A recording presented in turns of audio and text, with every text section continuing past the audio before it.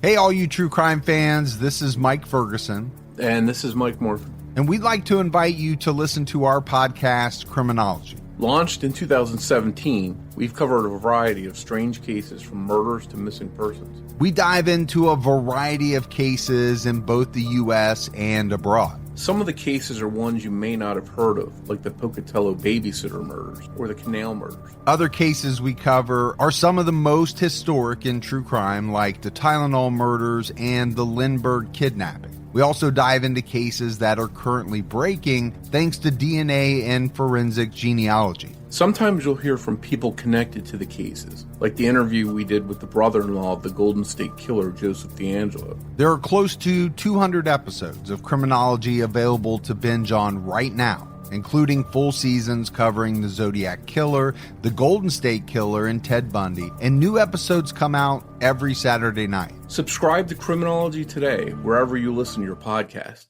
You're listening to Missing Persons, brought to you by AbJack Entertainment. Be sure to check out some of the other great true crime podcasts from this network, including The Murder in My Family, DNA ID, Scene of the Crime, 3 Men and a Mystery, All Things Crime, and Zodiac Speaking. All of these podcasts are available for you to binge on right now, wherever you listen to podcasts. Subscribe where you're listening to this podcast so you don't miss an episode. The views and opinions expressed by guests on this podcast do not necessarily represent those of the podcast, its creators, or sponsors. If you would like to discuss a missing persons case on this podcast, please be sure to visit missingpersonspodcast.net. This episode may contain unsettling or disturbing subject matter. Listener discretion is advised.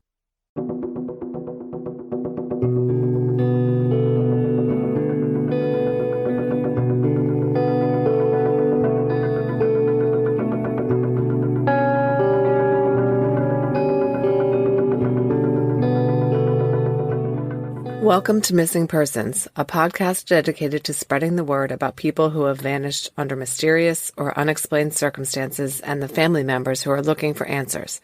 I'm Jess Betancourt. And I'm Mike Morford.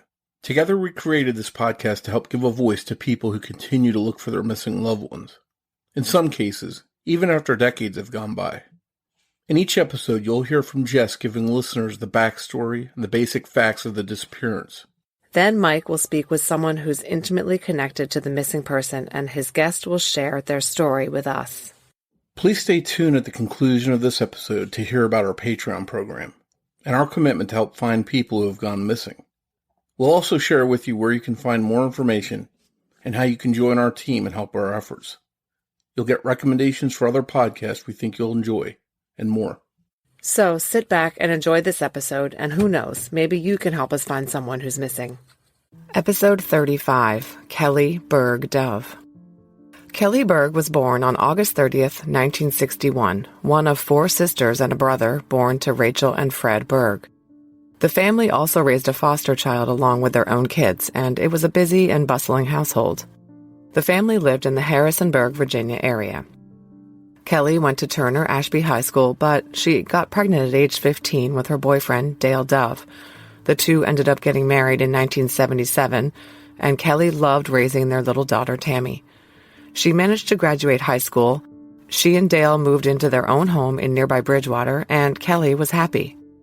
In June 1982, Kelly was registered to start taking classes at Blue Ridge Community College in September, and she was working to save money for school by working part-time at a local gas station, the Imperial, located at 2141 South Main Street, which is Route 11, in Harrisonburg.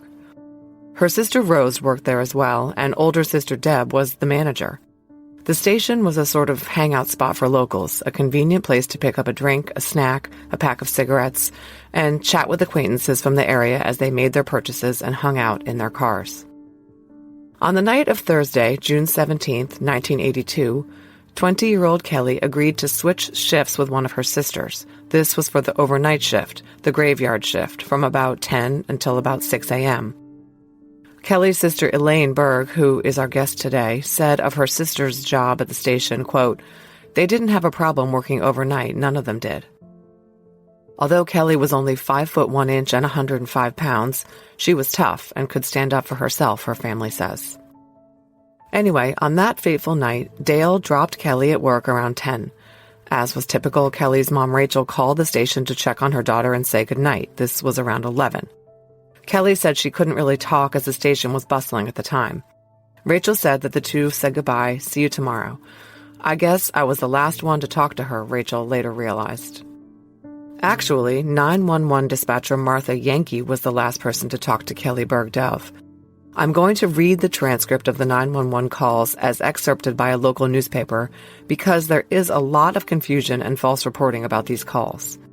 At 2:27 a.m. on June 18th, Kelly called 911 and spoke with police dispatcher Martha Yankee. She said, quote, "I'm working the third shift at the Imperial gas station. I just received an obscene phone call. This guy came in earlier and he was kind of dressed improperly, but I kind of ignored him. I think it was that guy because he just drove through the parking lot a few seconds before I got the call. Could you, have somebody kind of keep an eye out on me?" Martha responded, "This is on Main Street. South Main? Yes, over beside McDonald's, thank you." Now, a couple of points. There was a phone booth right outside the gas station, just about 10 feet away from the door. Kelly seemed to believe that the caller, the guy she said had been in the store dressed improperly, had called from right outside. Remember, there were no cell phones. And the McDonald's she referenced was not as nearby as she said. The filling station where she worked was a standalone structure and was not very close to anything else. In fact, even though the filling station was located on Main Street, it was an isolated stretch of road more than a mile south of the James Madison University, poorly lit at night. Kelly called 911 again at 2:29 a.m., again getting Martha Yankee. In the intervening minutes, Martha had dispatched her own husband, Officer Yankee, to the gas station. He was en route as this second call came in. Here is the transcript. "Police Department, Ms. Yankee. This is..." Kelly's name cuts out here, but it was her. "Just came back." Then she said something unintelligible about the parking lot. "Okay, what kind of car was he in?" "A silver-colored Ford," said Kelly. "Okay, I'll tell the officer." "Okay, thank you." Now, I haven't been able to verify this, but there are multiple reports, including from the family, that Kelly called 911 a third time, this time more panic-sounding, saying that the man who had been in the store and driving around outside was back. And he had called her from the booth outside, saying obscene things. She asked police to hurry. Then the line went dead. And that was the last time anyone spoke with or heard from Kelly Bergh Dove. When Officer Yankee pulled into the Imperial gas station at 2:33 a.m., according to police, the lights were all on, but the store was empty. Officer Yankee found Kelly's purse there, along with an open magazine she had been reading, an open pack of Marlboro Lights, and a lighter. A lit cigarette was burned down in the ashtray. Kelly was a smoker. There was a $5 bill tucked into the cigarettes, which were later determined to belong to Kelly. The cash register key lay right on the register, but it and Kelly's purse were untouched. This was not a robbery. Only Kelly was taken.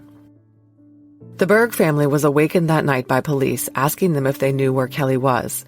Because there was no car parked at the gas station, police weren't certain that Kelly hadn't driven off in her own vehicle. But the family told them that no, Kelly didn't have a car at the station, and she never would have left in the middle of her shift. Kelly's parents and siblings rushed over to the station, but there was nothing they could do.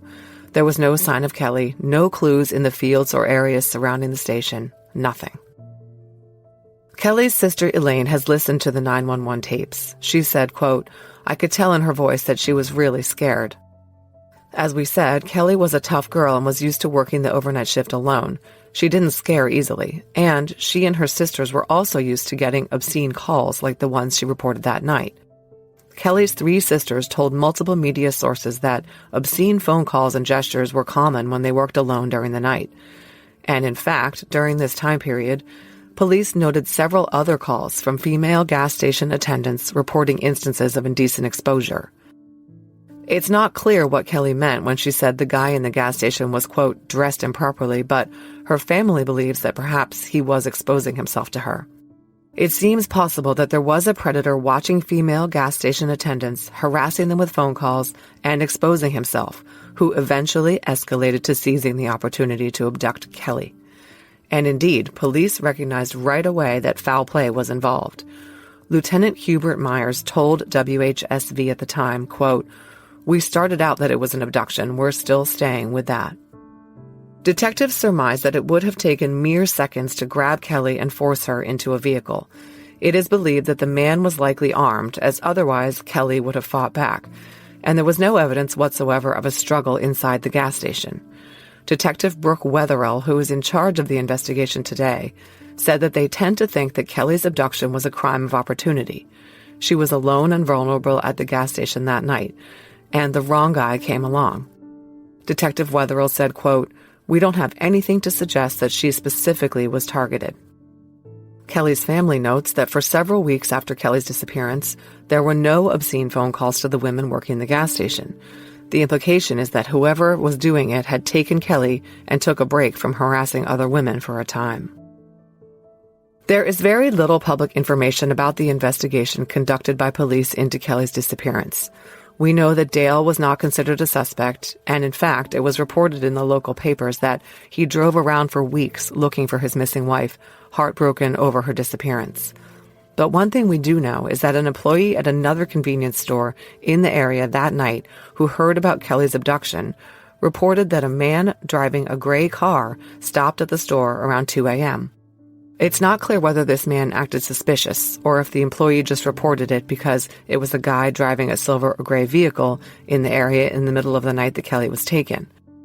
A sketch was circulated based on this witness report, and it depicted a white man, 20 to 25 years old, with shoulder-length blonde hair and a long, thin face. No one knows to this day whether this was Kelly's abductor or just an innocent traveler passing through the area that night.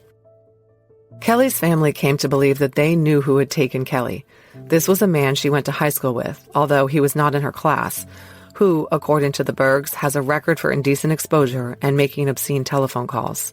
He also drove a silver Ford, they say. This man has never been charged or even named as a person of interest in Kelly's case.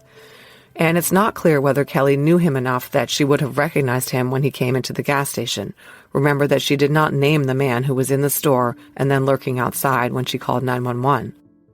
The Harrisonburg Police Department reopened Kelly's case in July of 2020, and presumably they are looking into this man and others as well. The family is cautiously hopeful that detectives now will conduct a proper and thorough investigation. They maintain that back in 1982, the investigation was botched by amateurish police, who never shut down the gas station and did not preserve the crime scene.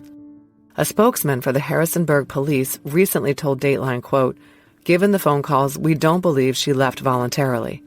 He indicated that the department is hopeful that new DNA technology will help them in their renewed investigation, but the spokesman would not comment on what the source of any DNA might be. It seems that police in 1982 failed to take fingerprints or swabs off the filling station door handle, the pack of cigarettes, or the payphone outside the station. We can only hope that some of these items remain in evidence today and can still be tested. When time passed and it became apparent that Kelly was not going to be found alive, Dale Dove signed custody of 5-year-old Tammy over to the Berghs to raise. Kelly was declared legally deceased. The Imperial gas station has been torn down and is now an empty lot next to a car dealership. When she disappeared, Kelly Bergh Dove was a young white woman with brown hair. She had a partial plate in lieu of 2 of her front teeth. She also wore contact lenses and had a scar on her forehead at the hairline and a scar on the back of her head. She was last seen wearing a light-colored pinstriped V-neck sweater, tan or cream-colored slacks, sandals, and a Turner Ashby High School class ring. Mike Morford sat down with Elaine Bergh, Kelly's sister, to discuss her case. That conversation is coming up after a word from our sponsors.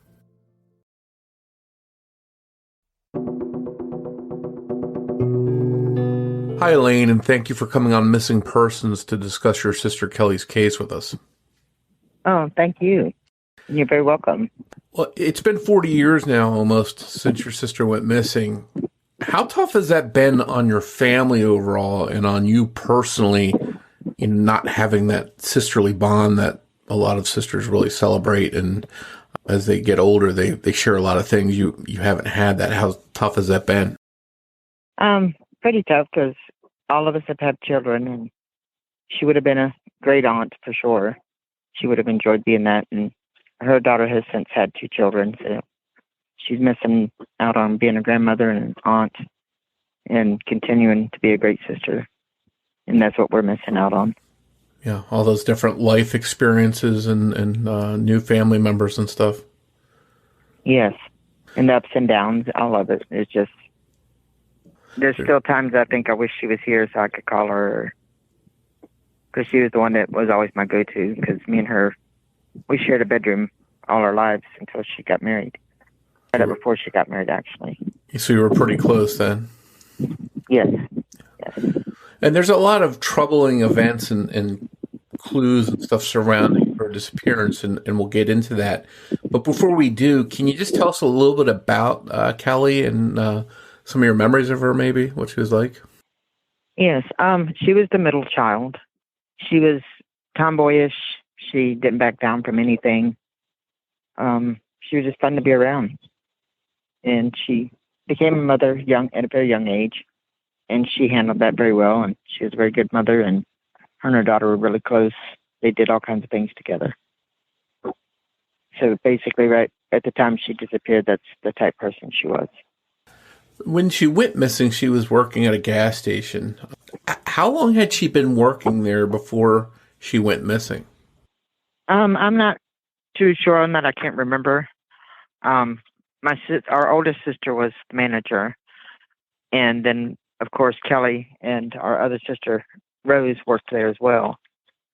And then I would come in, I had a full-time job elsewhere, but I would come in and help them with the stocking sometimes, just for a few extra dollars or just to hang out. So this was almost like a family type of business with all of you taking some kind of role in it. Yes, yes. It was owned, of course, by a corporation, but we all worked there. She was working the overnight shift the night she vanished, which a lot of times people are a little bit nervous about working that overnight shift. Was she nervous, and had she worked that kind of shift before? Not usually. She had switched shifts. I think she had some kind of appointment, and she switched with my other sister that night to work the third shift, but I don't think she was really bothered. I'm sure she had a little bit of, in the back of her mind, nervousness, because I've worked third shifts even since then, and it is nerve-wracking. Did anyone ever give any problems to any of the staff there? Were there any run-ins with any of the customers maybe on that overnight shift when they would come in? Any problems? No, none. Most of the people that would be in there overnight would be friends that would stop by to say hi on their way home from work, and just factory workers getting off and coming in for like a soda or whatever they needed after work. So no, the whole staff got along with everybody, and the customers were pretty cool that I remember. Was it open 24 hours? Was it open all night long and into the morning? Yes. Okay. Yeah. Let's go back to the night when Kelly vanished from the gas station, June 17th, or maybe we should say early on the 18th. As far as you understand the events of the night of the 17th or the morning of the 18th, whatever you want to look at it as, can you sort of walk us through your understanding of what happened, what went down? Yes.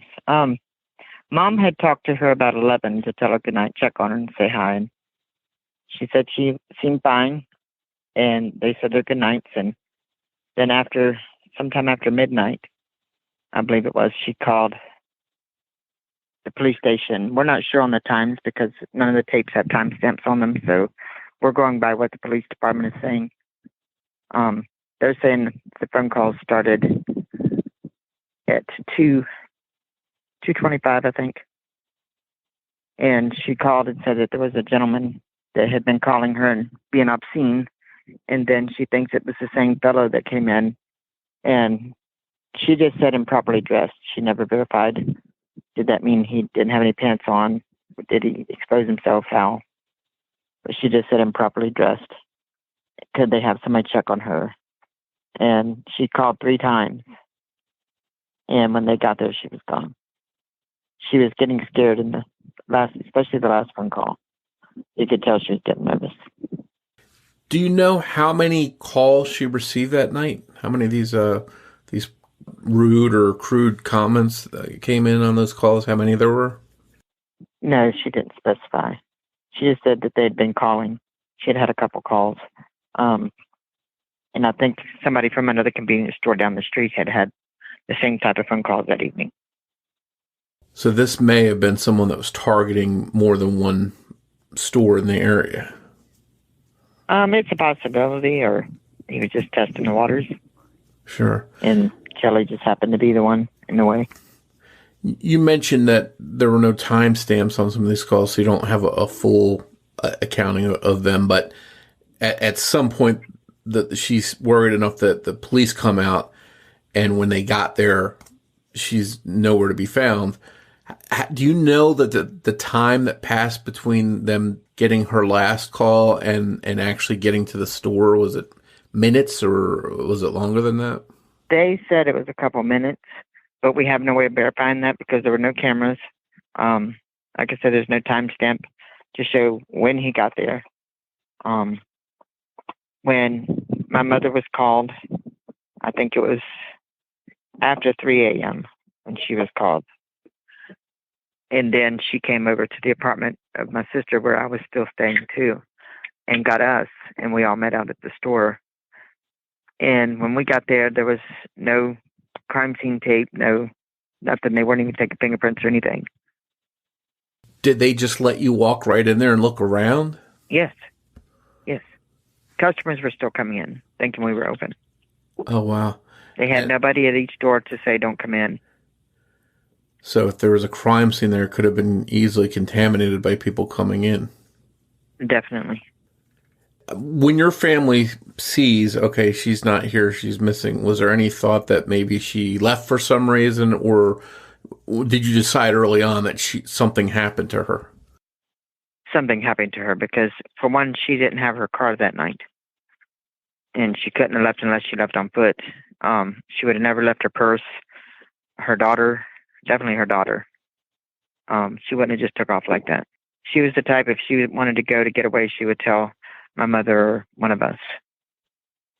And you mentioned not having a car, so she couldn't really get too far. Can you sort of give us an idea of that area? Was it, were there lots of places she could have gone on foot, like other stores or other locations, or were things spread out that she'd probably need to drive if she was going to go anyplace? Back then, there was a place up the street. I mean, she could walk to, but none of it was open. There was, I think, one fast food restaurant, maybe a pancake house. But now, yes, she could walk. The store's no longer standing there. They put a road through there now. But if that store was there now, yes, there'd be plenty of places. Were there homes nearby? No. Okay, so this was sort of in an area by itself. Not within walk. I mean, it'd been a couple of miles before she would get to this apartment complex. It'd be down another road. But houses, no, this is a business area, like car dealerships, steakhouse, just little things like that in that little area. Yeah, so no possibility of any neighbors that might have been in their house hearing anything or anything like that? No, none. Now, we're pulling a lot of stuff from some of the old reports, and obviously when you go back to old reports and news articles and stuff like that, some of the stuff's not always accurate, but I know the Charlie Project has some details about the case. The Doe Network has some. It seems like a lot of people rely more on the Doe Network. And they say that the calls, again, the timestamps are sort of in question, but they were multiple calls in the neighborhood of 227, 229, and 230. Does that sound about the right time frame? That's what the time frame we were given, yes. Do you know if they were able to trace or determine where these calls were coming? Did they ever attempt that, do you know? I think they did know that they came from the payphone inside the store because they didn't have a regular phone. We just had a payphone in there. Okay, so the calls came into the payphone in the store, and that's what Kelly would have answered most likely? Yes. Okay. And do they know where the calls originated? Were they able to determine had who had called them or what number they had called from? Oh, no, that part, no, they couldn't trace those. I thought you meant as far as where Kelly had called from. But no, the phone calls she had gotten earlier, as far as we know, we've never been told otherwise, is that back then there was no way to trace it. So. And the details, again, what Kelly heard, she didn't go into great detail, just basically someone was being inappropriate and making some crude comments. There's no more details to that. No. The last phone call she made, she said, I think he's back and he's in a silver Ford. She didn't specify what kind of Ford, or whether it was a truck or a car, but I believe if it had been a truck, she would have said silver truck. So we're pretty positive it was a silver car. And that's an important clue because that gives police something to work with. That if that person's responsible, they know he's driving a silver Ford. Not that it's narrowed down anything after all these years, but it's some kind of clue. If she recognized that man in that car, do you think she would have said it so-and-so? Do you think she would have, knowing her, said the person's name? I think so. Yeah. So or if she recognized the person who it was, she would have just told him off. Yeah. Probably. I mean, that's just the type of person she'd be if she'd had enough of something. Yeah. She'd get direct, so. I know one of the clues that was discovered was a pack of cigarettes on the counter, an unopened pack of cigarettes, as far as I understand, and a $5 bill were on the counter. Is that accurate? No. The cigarettes and the $5 bill were Kelly's. The $5 bill was, the cigarettes were open, and this $5 bill was tucked inside the cellophane in front. Okay, and that was determined to be. Was laying there. That was determined to be Kelly's, not someone else that would have left those there. Yes, because she still had a cigarette that was in the ashtray that had burnt down. Burnt all the way out. You could see the long ash and everything. So it's almost as if she was smoking a cigarette when all this stuff went down. Mm-hmm. I know that you mentioned that Kelly was pretty tough, and she would tell people off, and maybe was a little bit of a tomboy. And I through the research, found out that she had punched a guy one time that assaulted her. Do you think she's the type of person that would have been put up a fight or put up a struggle before being taken from that store? Yes. Unless there was some way that she couldn't, but yes, I do. I've always felt that. In your mind, then, knowing that and thinking that, do you think it's possible the person that took her had some kind of weapon that made her not fight back? It's possible, yeah. They had a sketch of a blonde man that was seen at a business earlier that night. Yes. Can you tell us anything about why this man was suspicious, and did they actually create a sketch of him and pass that around? Yes, they did. I believe they put it on the news, and I've seen it, of course, several times. It's as accurate as the girl that thinks it could be this guy, if she could get it. So, of course, that could be just a coincidence, but the police didn't think so, and neither do we, that it was the same guy that had, I guess, made an obscene gesture to this girl as well in another store. But the store Kelly was in was a little more remote than the one the other girl was in, because it was busier. I think that store had a few apartment complexes right there near it. So a little more risky for someone to try and do something like take someone from there. I think so. I mean, that's my thoughts anyway. And as far as you know, did they get any tips or leads on this sketch? Any possible suspects or anyone that was identified by the sketch? A couple, yes. And I spoke to a couple of people. There's still one that's a person of interest that I guess they'll start investigating more now that I've got another detective on it finally. And is that a private detective that you've got working on the case? Oh, no. It's the Harrisburg Police Department. Okay. And I even tell her this, and she doesn't blame me for the way I say what I'm getting ready to say. We were basically have been ignored for the last 30-some-odd years before I met Detective Brooke. And she even says when she goes over the case file, when she first got it, that she believes as well that, yes, they messed up. There could have been a lot more they could have done that moment after they got there, as far as roping off and even fingerprints. But the detective back then, he said he did not feel that it was necessary because there'd be too many to sift through. And I'm like, you start with the phone. She was on the phone. So I think she was, because it's a kind of a noise at the end of the last phone call when she goes to hang up. So, I mean, I would have even got them off the door, because you can sift them and rule people out quickly as you can identify them.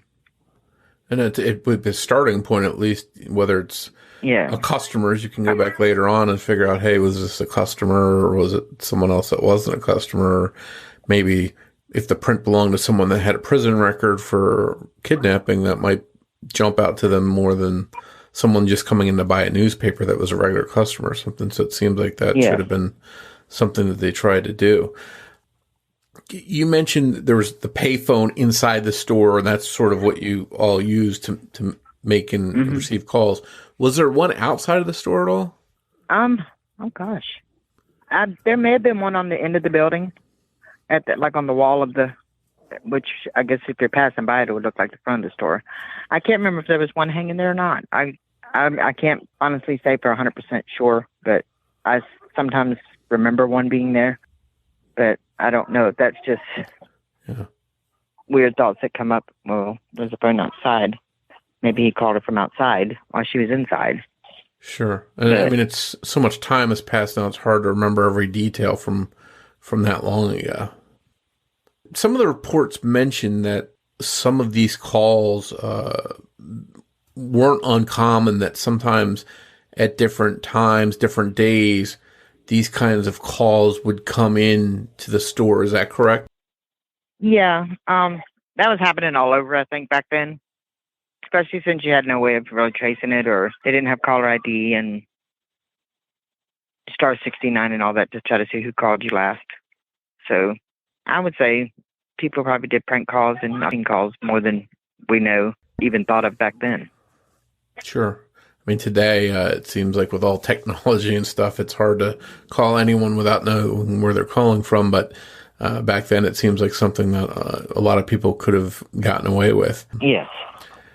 Was there any ever threatening calls? I mean, it sounds like most of the calls were sort of perverted or obscene. Were there any kind of threats that someone would be hurt or abducted or anything like that? Oh, no. Not that we're aware of, no.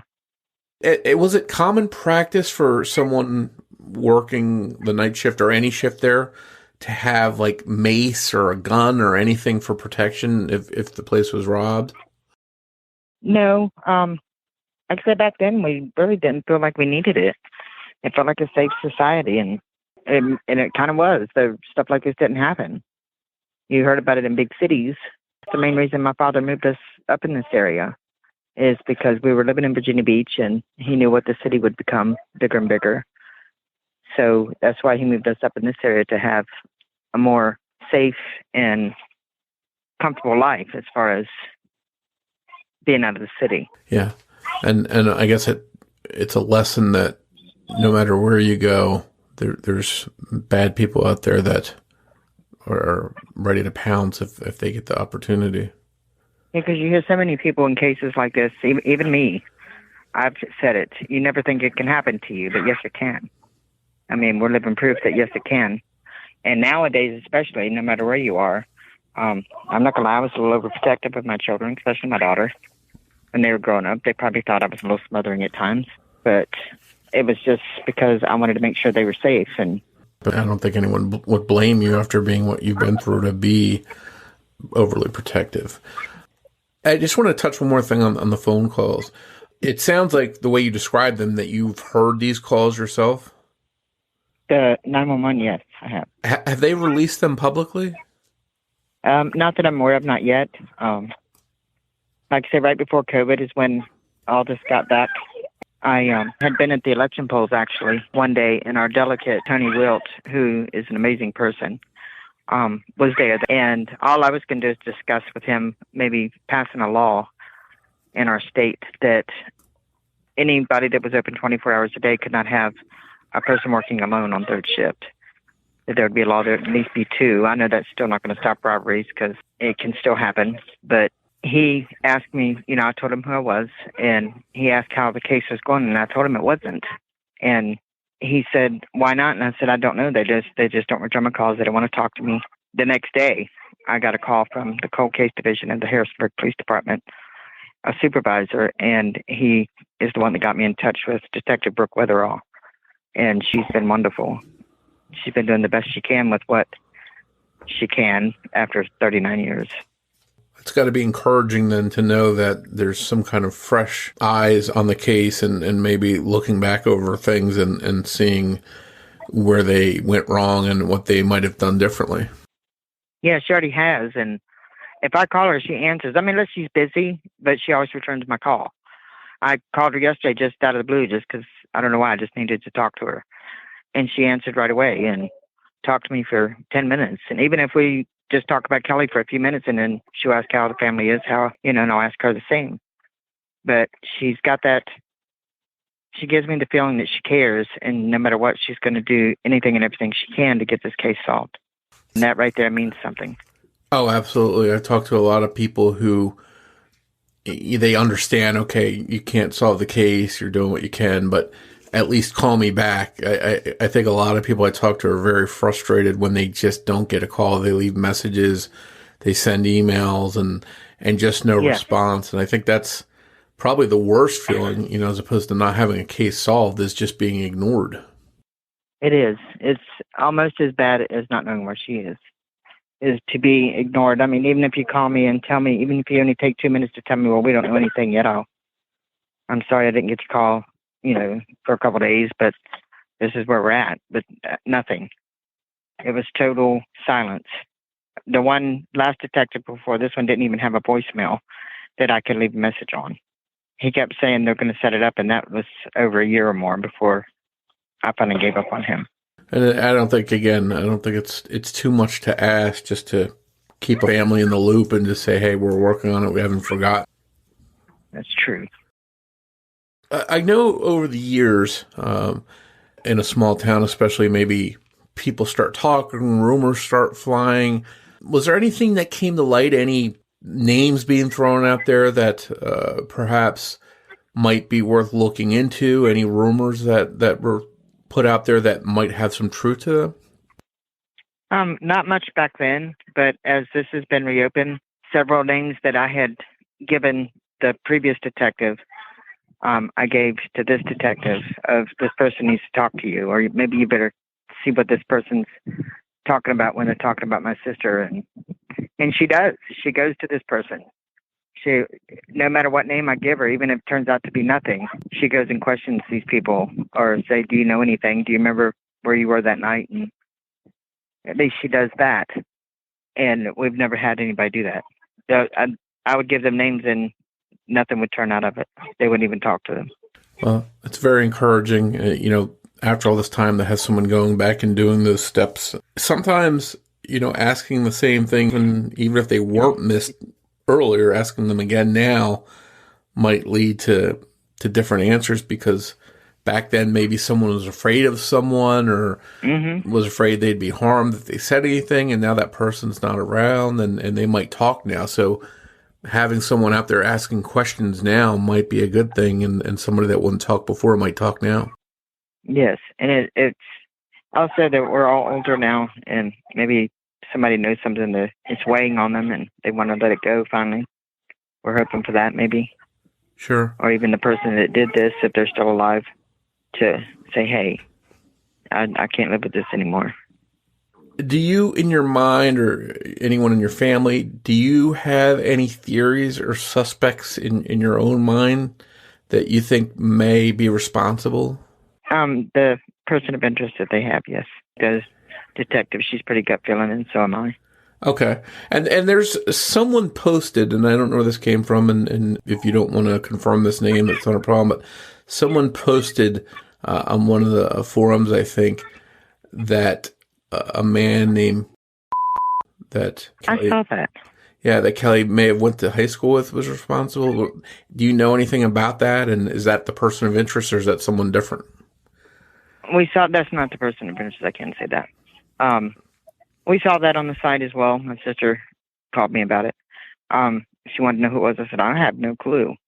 And of course, I let the detective know, and we don't know who this is. So I guess she's checking into that too. But so far, nothing has come out of that name.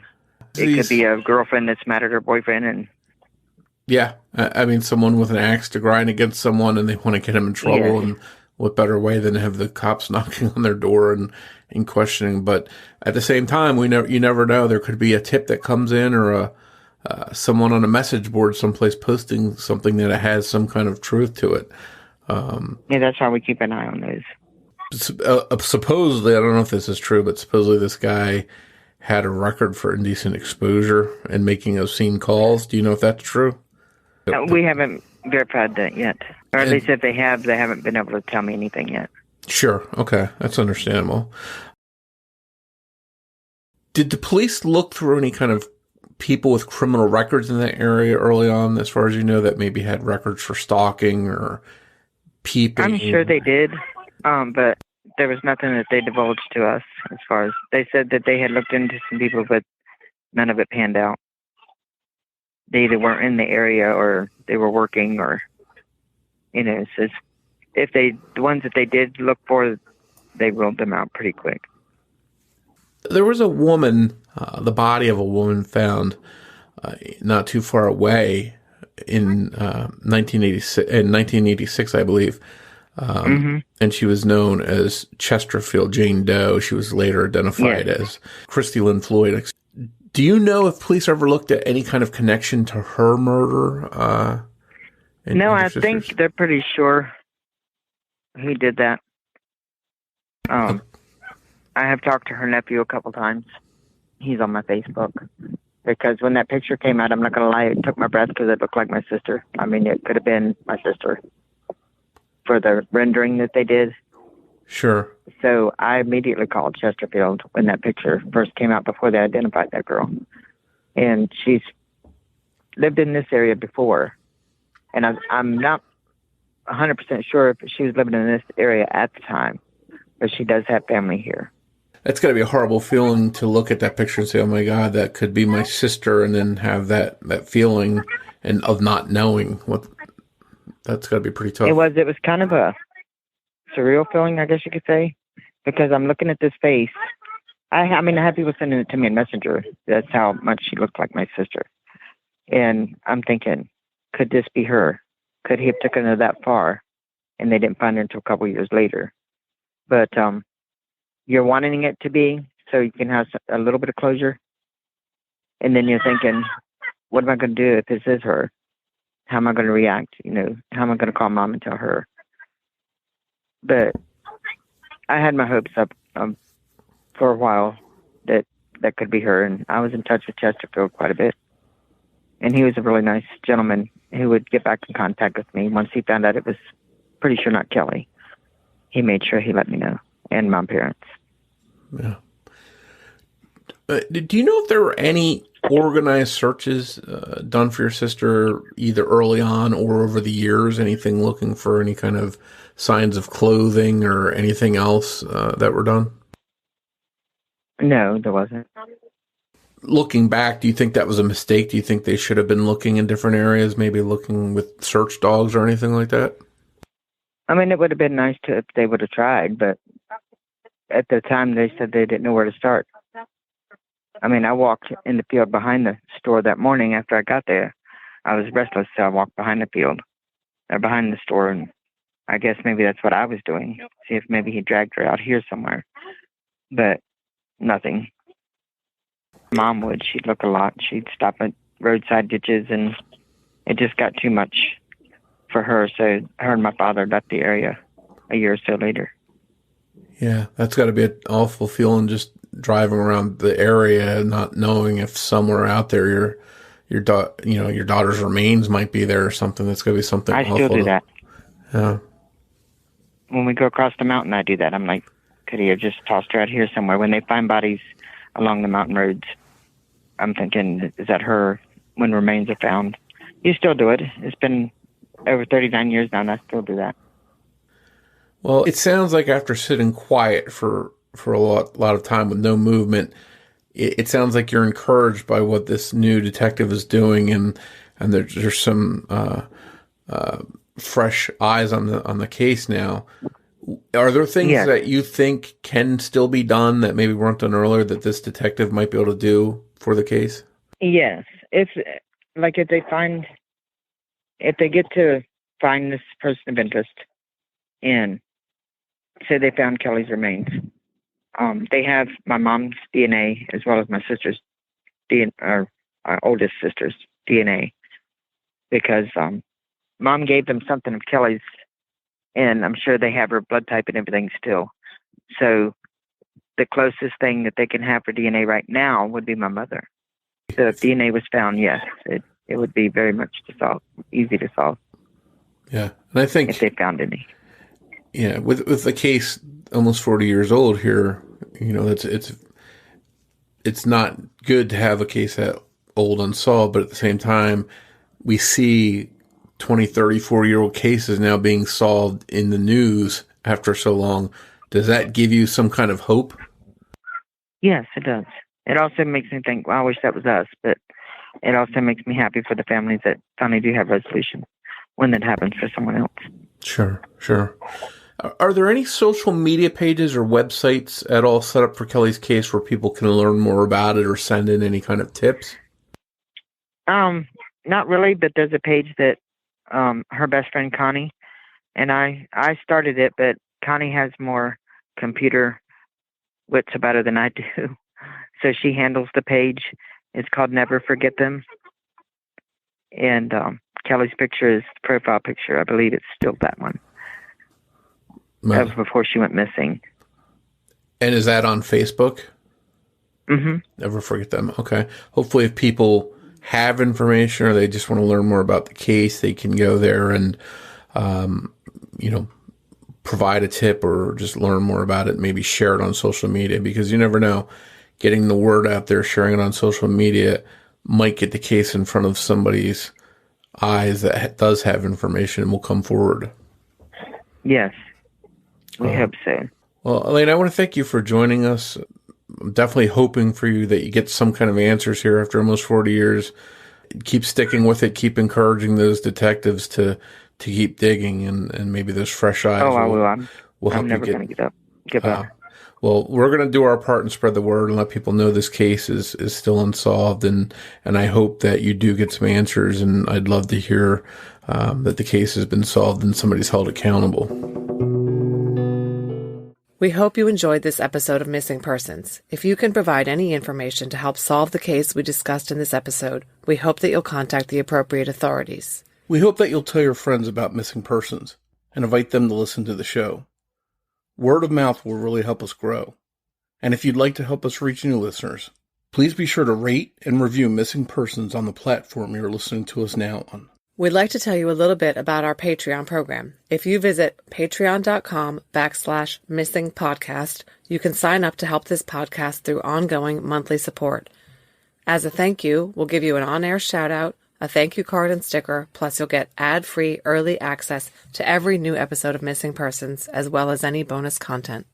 Your Patreon support also goes directly towards helping the missing, because every dollar that we earn through Patreon will be split with charlieproject.org. Your Patreon support will really go a long way towards helping. We hope you'll consider supporting the show. Just a reminder, new episodes of Missing Persons drop every other Saturday. If you want to find us on social media, you can search Facebook for Missing Persons Podcast. We're also on Twitter with the handle @missing_pod. And of course, you can always find us on our website, missingpersonspodcast.net. As we wrap up this episode, Jess and I would like to play a preview for you for a true crime podcast we think you'll like. It's called Murder Bucket. Be sure to give it a listen. On behalf of Jess Betancourt, this is Mike Morford saying thanks, and we'll see you next time on Missing Persons.